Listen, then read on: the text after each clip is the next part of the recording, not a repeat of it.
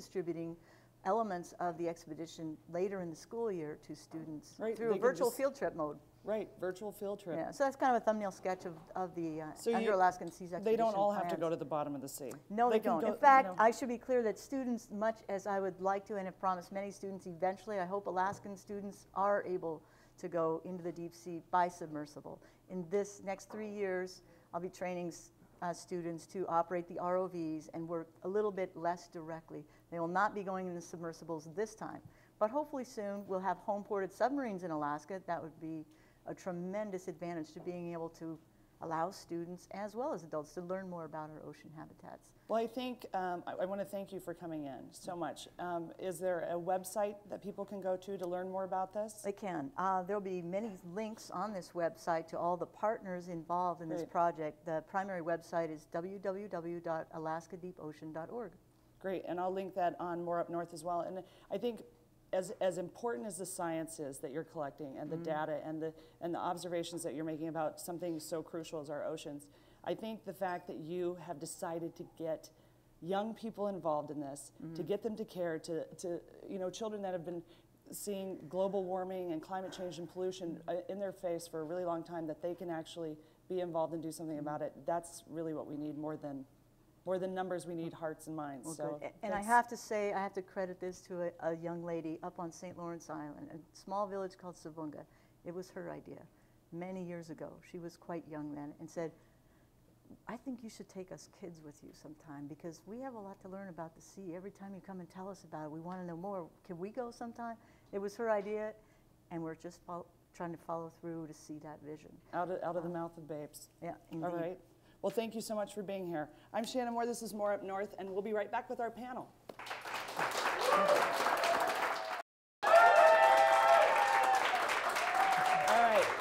All right, welcome back.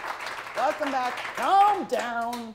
Welcome back to More Up North. I'm Shannyn Moore, and I am, you know, I'm just a girl from Homer, and I like to eat salmon. So I thought this was the perfect topic. And you don't have to be from Homer, and you don't even have to like salmon to have some time that you need to spend to like sort of pay attention about what's going on in our oceans. We've got a great panel. Really, they're really smart. They all went to school. Jerry Mathis. Jeremy. There you are. Down there is an assistant professor of chemical oceanography at the University of Alaska Fairbanks School of Fisheries and Oceanography. Welcome to balmier weather. Thank you very much for having me. You're so welcome. Dr. Thomas Hurst, we just call him Tom, is a research fishery biologist in the Fisheries Behavioral Ecology Program of the NOAA's Alaska Fisheries Science Center. He works from the AFSC Seawater Laboratory in Newport, Oregon, and also holds a faculty position in the Department of Fisheries and Wildlife at Oregon State University. Welcome, glad you're here. Thank you. What is it, go ducks or something you guys say down Beavers. there? Beavers. Beavers, ducks. See, it's all about water. And Jeffrey Short is here. And he is the Pacific Science Director with Oceana and an international marine conservation organization. And prior to that, he retired after a 31-year career as a research chemist at NOAA.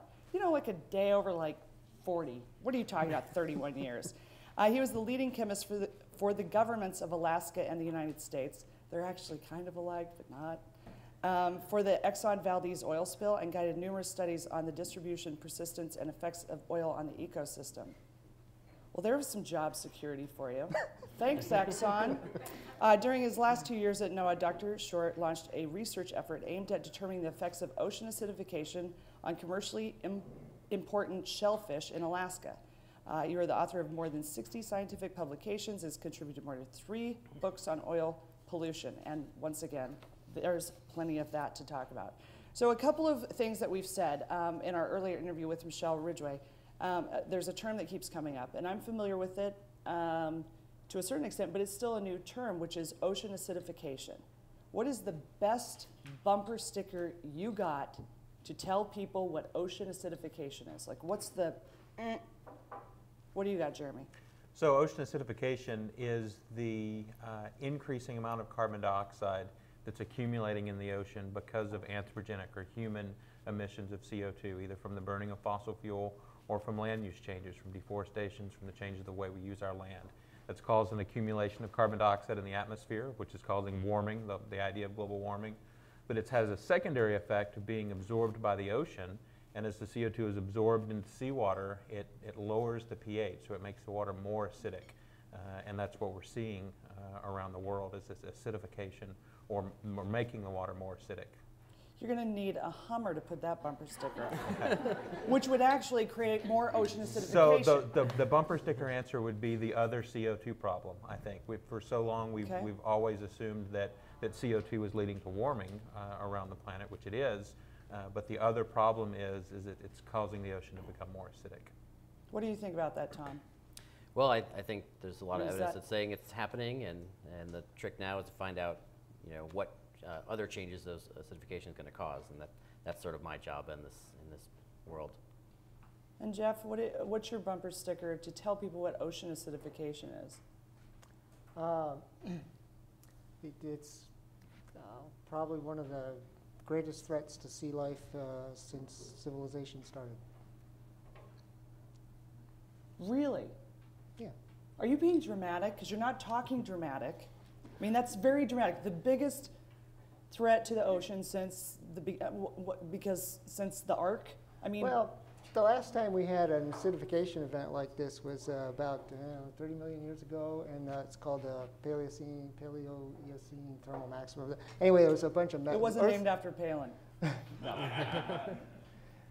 There was a bunch of methane that almost instantaneously released from the ocean in geological terms, and it turned into carbon dioxide in the atmosphere, and then that dissolved back in the ocean, and it was a very rapid change in the acidity of the ocean, and it caused a mass extinction event. And we're causing an equally rapid change today. So there are a lot of, faith-based scientists, or as I like to call science deniers, who say that there is no global warming. If there is global warming, we're not causing it. Maybe it's just Mother Nature has menopause. I don't know. They've got all kinds of reasons, and none of them really seem very scientific. There's a lot of deniers of this right now. And it's scary because, well, you can only deny things for so long, and then it's going to be too late. How are we in the process right now of ocean acidification, where are we past a point of, should we just be like, yeah, whatever, I'm not recycling anymore, and I'm going to drive the biggest truck I can find? Or, is there a reverse on this? I don't think we're past the point of no return, but we're getting there. We need to stabilize our emissions into the atmosphere and ultimately reverse them in the next couple of decades, or we will start causing irreversible changes. Do you agree with that?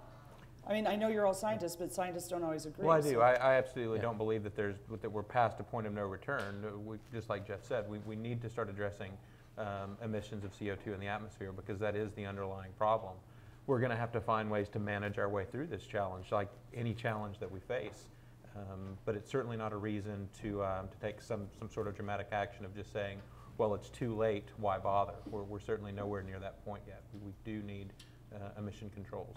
And Tom, you're good with that? Well, I think what we need to actually do now is actually in a very meaningful way evaluate in advance what the changes to the biota communities is going to be, and not necessarily rely on a geologic record, because there's a lot of things that are different now about the world than were different about ecosystems back then. So what we need to do is focus on how the oceanographic communities of today are going to respond to the current ocean acidification that's ongoing.